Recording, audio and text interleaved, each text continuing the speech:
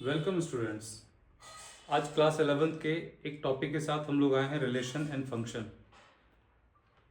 पिछले क्लास में आपको मैंने रिलेशन और फंक्शन के बारे में बताया था। यहाँ पे कुछ क्वेश्चन है मिसलेनियस एक्सरसाइज का। कुछ स्टूडेंट का सजेशन आया था कि सर इस टॉपिक को आप एक बार कवर कीजिए, यहाँ पे हम लोगों को थोड़ा डाउट हो रहा है। अब यहाँ पे फर्स्ट क्वेश्चन, जैसे आपका मिसलेनियस एक्सरसाइज क्लास 11th की बुक में फर्स्ट क्वेश्चन दिया हुआ है, the relation f is defined by fx equals to x square when x is greater than equals to 0 but less than equals to 3 and 3x if x is greater than equals to 3 but less than equals to 10। वहीं पे एक दूसरा function भी दिया हुआ है gx x square when x is greater than equals to 0 but less than equals to 2 and another function is gx, another function is 3x when x is greater than equals to 2 and but less than equals to 10। अब यहाँ पे मुझे show करना है कि f जो है वो एक फंक्शन है और g जो है वो एक फंक्शन नहीं है।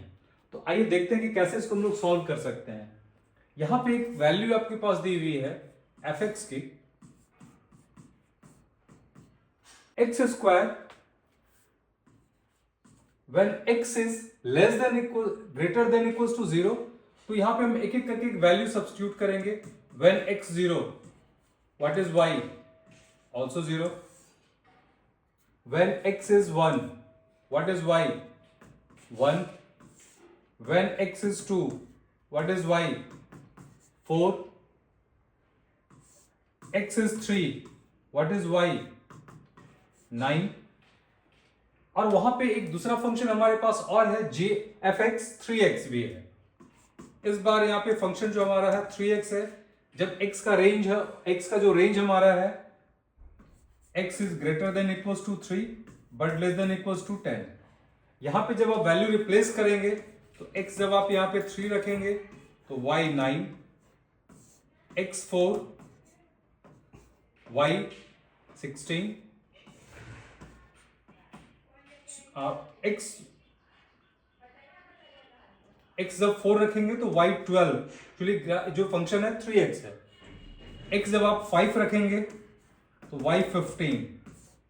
when x 6, y 18, x 7, y 21, x 8, y 24, x 9, y 27, x 10, y 30।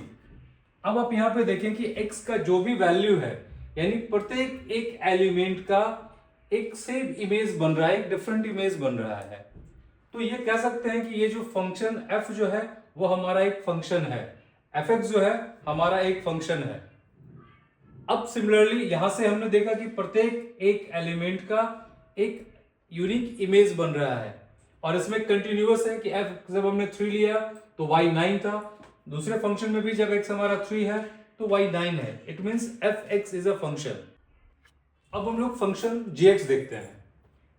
gx जो हमारा फंक्शन दिया हुआ है वो x स्क्वायर जब x की वैल्यू 0 से 2 तक।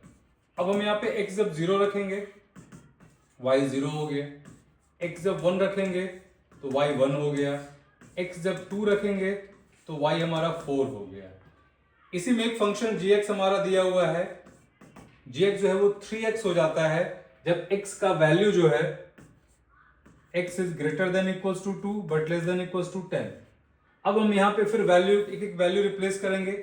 when x is 0, x is 2, y is 6, x 3, y 9, x 4, y 12, x 5, y 15, x 6, y 18, x 7, y 21, x 8, y 24, x 9, y 27, x 10, y 30।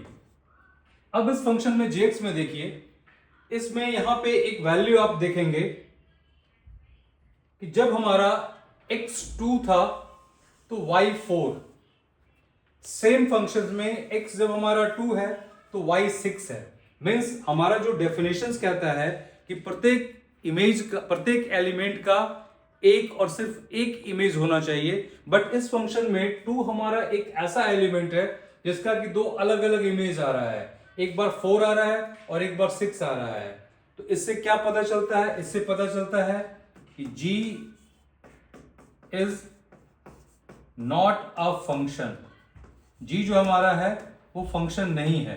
Function क्यों नहीं है? आपको रीजन मैंने बता दिया, क्योंकि एक एलिमेंट का सिर्फ और सिर्फ एक इमेज होना चाहिए। बट यहां पे हमारा दो अलग अलग इमेज बन रहा है, इसीलिए ये फंक्शन नहीं है।